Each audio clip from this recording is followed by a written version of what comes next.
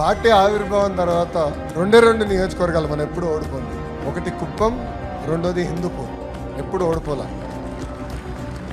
ఏంటి చప్పట్లు కూడా ఎత్తున్నారు? ఆ చరిత్ర మనం తిరిగి రాయాలి స్వామి.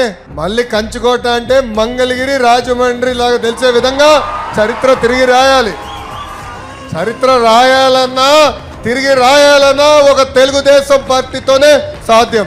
మనం చూసాం 2019లో మీరు మమ్మల్ని ఆశీర్వదించారు, దీవించారు, భవానీ చెల్లమ్మని గెలిపించారు. అందుకే ఎక్కడికి వెళ్ళినా జై భవానీ అంటాను. వాసు చేత కూడా చెప్పించాలి. కష్టకాలంలో నిలబడింది చెల్లి. శాసనసభ సాక్షిగా మా తల్లిని ఎట్లయితే అవమానించారో భవానీ గారిని కూడా అవమానించారు. మద్యం పైన మాట్లాడితే ట్రోల్ చేశారు, మనందరం చూసాం. ఇక చీమను కూడా ఏమనలేదు చెల్లి. అలాంటి చెల్లమ్మ పైన కూడా వాళ్ళు ఎలా దాడి చేశారో మనందరం చూసాం. ఇప్పుడే వాసు అన్నాడు ఎమ్మెల్సీ ఎన్నికలు వస్తున్నాయి.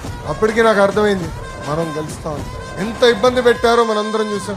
వాసు పైన కేసులు పెట్టారు, జైలుకి తీసుకెళ్ళారు. ఇక్కడ అప్పారావు గారి పైన కేసులు పెట్టారు, వాసు గారి తల్లి పైన కేసులు పెట్టారు. చివరికి వాసు చెప్పినట్లు వాళ్ళ కొడుకు ఇంట్లో ఉంటే పోలీసుల్ని పంపించి అన్ని రకాలుగా ఇబ్బంది పెట్టాలని ప్రయత్నించారు. కానీ జై తెలుగుదేశం అన్న నినాదానికి కట్టుబడి ఉండి ఆదిరెడ్డి కుటుంబాన్ని సభాముఖం తెలియజేస్తుంది.